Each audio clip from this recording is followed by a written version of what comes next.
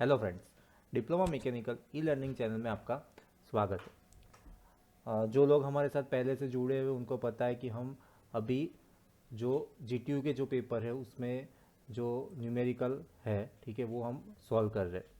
सो जो लोग नए हैं, सो अभी तक आपने हमारी चैनल सब्सक्राइब नहीं की है तो सब्सक्राइब कर लीजिएगा, ताकि ऐसे ही जो वीडियोस है, इंफॉर्मेटिव वीडियोस, उसकी आपको नोटिफिकेशन मिलती रहे।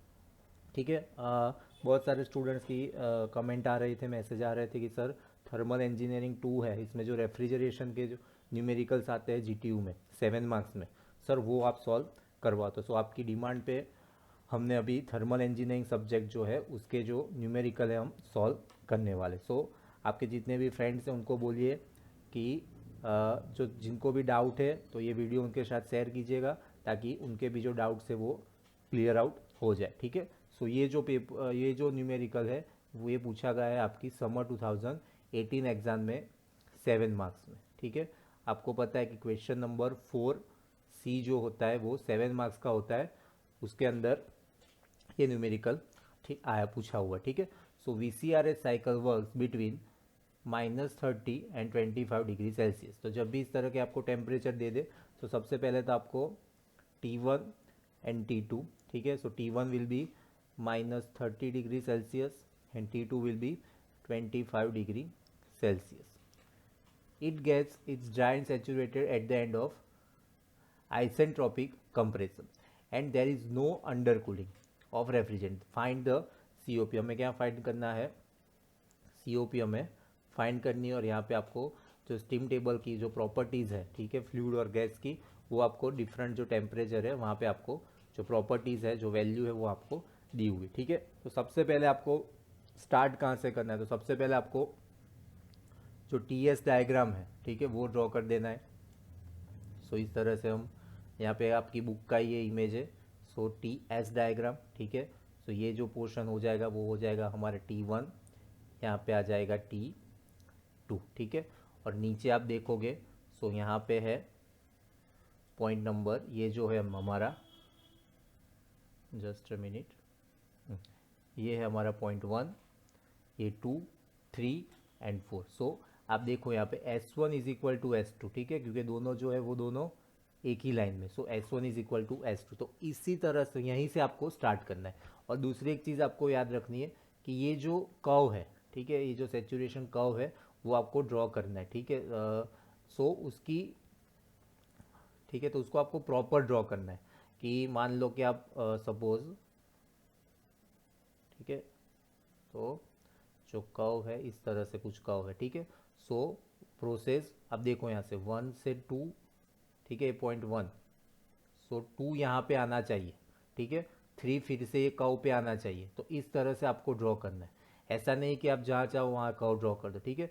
सो स्पेसिफिक जो सेकेंड पॉइंट है वो भी आपका कर्व पे आना चाहिए, और स्पेसिफिक जो थर्ड पॉइंट है वो भी आपका कर्व पे आना चाहिए। जो 2 पॉइंट पे जो प्रॉपर्टी होगी वो गैस फॉर्म में, और थर्ड नंबर पे जो प्रॉपर्टी होगी वो लिक्विड स्टेट में, ठीक है। इसलिए मैंने आपको बोला जो कर्व है उसका इंपॉर्टेंट है।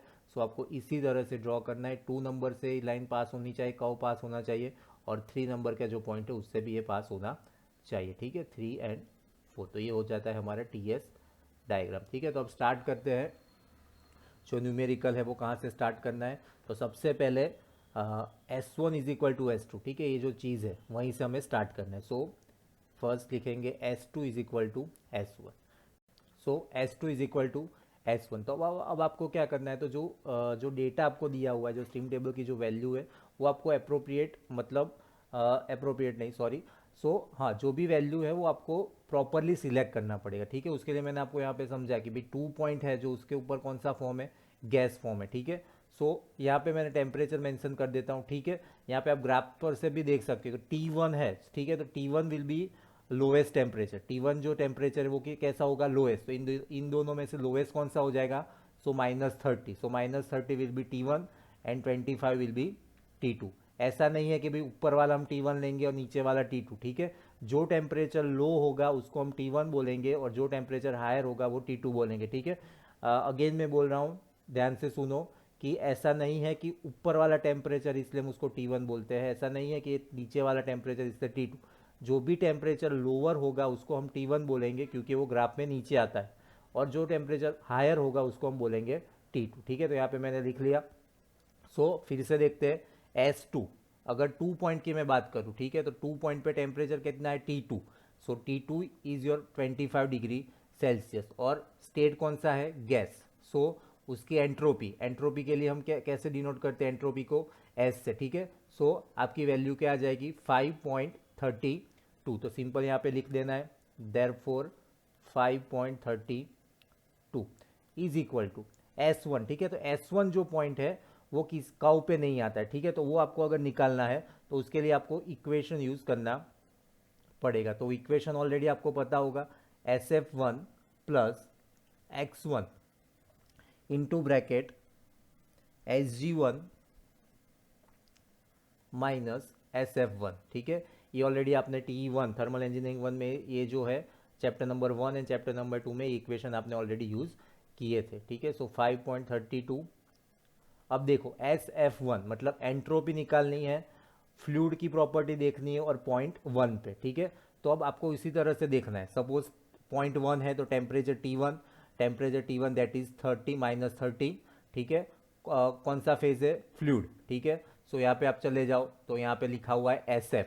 ठीक है, ये है हमारा SF। ठीक है, SF की वैल्यू यहाँ से मुझे मिल जाएगी 0.483। तो यहाँ पे सिंपल मुझे लिख देना है 0.483 प्लस X1 की वैल्यू हमें पता नहीं, वो X1 की वैल्यू हमें निकालनी है, इनटू ब्रैकेट SG1। ठीक है, entropy gas form at point 1। ठीक है, आप देखो यहाँ पे पॉइंट 1। ठीक है, ये पॉइंट 1, उसके सामने हम चले जाते हैं एंट्रोपी में, दैट इज SG। तो उसकी वैल्यू क्या है हमारी 6.063। तो उसकी वैल्यू यहाँ पे लिख देते हैं 6.063 माइनस SF1। ठीक है, अगेन क्या आ जाएगा, जो कि ऑलरेडी हमने यहाँ पे लिखा हुआ है, माइनस 0.483। तो इस तरह से आपकी जो वैल्यू है वो सारी वैल्यू आपको इस तरह से रख देनी है। ठीक है, आप इसकी एक दो बार प्रैक्टिस करोगे तो अपने आप ये इक्वेशन और वैल्यू कैसे आती है वो सारी चीज़ आप अपने आप कर लोगे। ठीक है, अब आपको सिंप्लीफिकेशन देना है। यहाँ पे मैं स्टेप बाय स्टेप पूरा जो सिंप्लीफिकेशन है वो आपको बताऊंगा ताकि आपको कोई दिक्कत ना हो जाए। ठीक है, इन दोनों का माइनस करेंगे, वैल्यू विल बी 5.58। आप भी मेरे साथ कैलकुलेशन करते जाइए। ठीक है, ताकि अगर आपको कहीं मिस्टेक आ रही है कैलकुलेशन में तो आपको पता चले। 5.32 as usual is equal to 0. हाँ ठीक है, चलो ये जो 0.483 है उसको मैं लेफ्ट साइड ले आऊँगा। Minus 0.483 plus X1 into bracket 5.58। ठीक है, इन दोनों का माइनस करेंगे तो वो आ जाएगा 4.83 is equal to X1 into bracket 5.58। ठीक है, हमें किसकी वैल्यू निकालनी है, हमें जो वैल्यू निकालनी है वो है X1 की। तो क्या आ जाएगा 4.83 upon 5.58 is equal to X1। X1 की वैल्यू क्या आ जाएगी, X1 विल बी 0.86। तो जो हमारा फर्स्ट स्टेप था वो हमने सॉल्व कर दिया कि जो X1 की वैल्यू है वो हमने निकाली। ठीक है, ये जो X1 की जो हमने वैल्यू निकाली उसका हम यूज़ कहाँ पे करेंगे, तो इसका यूज़ हम करेंगे एंथैल्पी निकालने के लिए। ठीक है, तो इस तरह से हम सबसे पहले S2 S1 कंपेयर करके with the help of this equation जो पूरा सिंप्लीफिकेशन देंगे। ठीक है, उसके बाद अब क्या फाइंड करेंगे, हम एंथैल्पी फाइंड करेंगे। जैसे हमने एंट्रोपी फाइंड की उसी तरह से हमें क्या फाइंड करना है, एंथैल्पी। तो इक्वेशन हमें यही यूज करना है। ठीक है, यही मतलब इसके जैसा। ठीक है, यहाँ पे क्या है, SF1 है। ठीक है, तो हमें पता है कि एंथैल्पी को हम कैसे डिनोट करते हैं, H से। ठीक है, तो यहाँ पे जहाँ पे S है वहाँ पे हम क्या लिख देंगे, H। हमारा इक्वेशन क्या हो जाएगा कि भाई H1 इज इक्वल टू, ठीक है, H1 equal to HF1 plus X into bracket और X1 into bracket Hg1 minus HF1। ठीक है, हमारा इक्वेशन हो गया। अगेन जैसे हमने एंट्रोपी के लिए जो टेबल देखा था सेम चीज़ आपको अब एंथैल्पी के लिए लिखना है, ठीक है। तो अगेन ये देखिए क्या है, HF1, ठीक है। मतलब HF1 का मतलब क्या हो जाएगा, एंथैल्पी एट पॉइंट 1, और फेज क्या है हमारा, फ्लूइड, ठीक है। सो यहाँ पे आप देखो ये एंथैल्पी है, ठीक है। पॉइंट 1, यहाँ पे पॉइंट 1 है, और उसके सामने हमें देखना है HF, ठीक है। तो ये हो गया हमारा HF1, ठीक है, 63.6। तो उसकी जो वैल्यू है यहाँ पे हमें सिंपली रख देनी है 63.6, ठीक है। एक्स की वैल्यू हमने ऊपर ही निकाली, कितनी है, 0.86। तो जो वैल्यू है वो यहाँ पे हमें रख देनी है 0.86 इंटू ब्रैकेट Hg1, ठीक है। तो Hg1 क्या है हमारा, देखिए आप Hg1, ठीक है, मतलब पॉइंट 1 पे जो गैस की प्रॉपर्टी है, ठीक है, ठीक है, ये जो है हमारा गैस की प्रॉपर्टी, ठीक है, 1422.9। सो वैल्यू यहाँ पे आपको लिख देनी है 1422.9 माइनस HF1। तो HF1 आपको पता है क्या है, यहाँ पे लिखा हुआ है 63.6। तो सिंपली उसको यहाँ पे आपको लिख देना है 63.6, ठीक है। सो हम इसका सिंप्लीफिकेशन दे देते हैं 63.6 प्लस 0.86, ऐसे ही लिख रहने देते। इन दोनों का हम अगर सब्सट्रैक्शन करें तो वो आ जाएगा 1359.3। ओके, फर्दर हम क्या करेंगे, 0.86 का इसके साथ मल्टीप्लिकेशन, तो 63.6 ऐसे ही रहने देंगे, और इन दोनों का मल्टीप्लिकेशन करें तो 1168.9, ठीक है। और इन दोनों का हम समेशन करेंगे, तो समेशन आ जाएगा हमारा 1232.9 किलो जूल पर केजी केल्विन, ठीक है। तो ये क्या आ गया हमारी एंथैल्पी H1, ठीक है। और हमें क्या फाइंड करना है, हमें फाइंड करना है COP, that is coefficient of performance. तो हमें पता है कि कोएफिशिएंट ऑफ परफॉर्मेंस का इक्वेशन क्या होता है, so coefficient of performance of refrigeration is equal to refrigeration effect upon compress work compression, ठीक है। सो रेफ्रिजरेंट इफेक्ट उसका इक्वेशन क्या है, सो ये ऑलरेडी आपने डिराइव किया होगा, H1 माइनस H3 अपॉन, ठीक, H2 माइनस H1, ठीक है। तो ये इक्वेशन है, ये ऑलरेडी आपने जब VCRS पढ़ा होगा तभी इक्वेशन आपने याद जो डिराइव किया होगा। अगर नहीं किया है तो याद रख दीजिए कि इस तरह से आपको इक्वेशन यूज़ करना है, ठीक है। उसके बाद अब सिंपली आपको वैल्यू रख देनी है। सो H1 तो हमने यहाँ पे अभी निकाला 1232.9 माइनस H3, ठीक है। सो H3 जो है हमारे पास अभी नहीं है, तो हमें अब क्या करना है, देखो मैंने जो ग्राफ में आपको बोला था 3 पॉइंट पे कौन सा फेस है, थर्ड पॉइंट पे लिक्विड, ठीक है। सो टेम्परेचर कौन सा आ जाएगा, T2, ठीक है। सो हायर टेम्परेचर है, थर्ड पॉइंट पे क्या आ जाएगा, लिक्विड फेस, ठीक है। सो वही चीज़ हमें लेनी है, सपोज ये है हमारी एंथैल्पी, ठीक है, टेम्परेचर, हायर टेम्परेचर, और कौन सा फेस देखना है हमें, लिक्विड वाला। तो ये हमारी हो गई वैल्यू, दैट इज 317.7, ठीक है। सो ये चीज़ बहुत अब इजी हो जाएगी, एक बार आप समझ लोगे शांति से। और साथ में जो टेबल है, ठीक है, वो टेबल आपको समझना है, स्टीम टेबल। एक बार आपने, अगर आपको नहीं पता चल रहा है स्टीम टेबल क्या है, तो एक बार आप थर्मल वन की जो बुक है वो एक बार आप देखो, उसमें आपको इजीली समझ में आ जाएगा, ठीक है।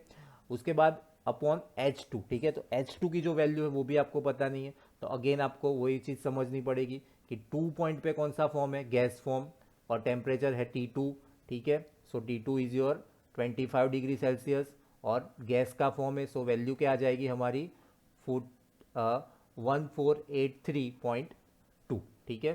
सो ये सारी वैल्यू जो है वहाँ पे आपको लिख देनी है, 1483.2 माइनस H1। तो H1 के वैल्यू तो आपको यहाँ पे पता है, लिखा हुआ है ऑलरेडी 1232.9। इसका आप सिंप्लीफिकेशन दोगे, ऊपर दोनों का सब्सट्रैक्शन करोगे, सो वैल्यू आ जाएगी 914.89 अपॉन 250.61। सो अगर आप इनका डिवाइड करोगे, सो योर COP इज 3.65। तो ये आ गया आपका आंसर। ठीक है, तो ये जो न्यूमेरिकल है आपको इस तरह से सॉल्व कर देना है। सो एकदम इजी है, बस एक बार आपको शांति से समझना है कि पूरी प्रोसेस क्या है, कहाँ पे कौन से जो वैल्यू है वो कैसे रखते हैं। एक बार ये आप शांति से पेशेंस से समझ जाओगे, फिर इस तरह के कोई भी न्यूमेरिकल आएंगे, ऐसा ज़रूरी नहीं कि यही टेम्परेचर या यही रेंज आपको देंगे, ठीक है। सो इस तरह से कोई भी रेंज आपके लिए आएगी तो आपके लिए आसान हो जाएगी, ठीक है। सो अगर आपका ये वीडियो पसंद आया तो हमारी चैनल को सब्सक्राइब कीजिएगा, वीडियो को ज़रूर से लाइक कीजिएगा, अपने दोस्तों के साथ भी शेयर कीजिएगा, ताकि उनको भी इस तरह के जो न्यूमेरिकल है वो उनको भी इजीली सॉल्व कर सके, ठीक है। सो मिलते हैं अगले वीडियो में, इसी तरह के कोई जीटीयू का पेपर का हम न्यूमेरिकल सॉल्व कर देंगे। Thank you for watching video.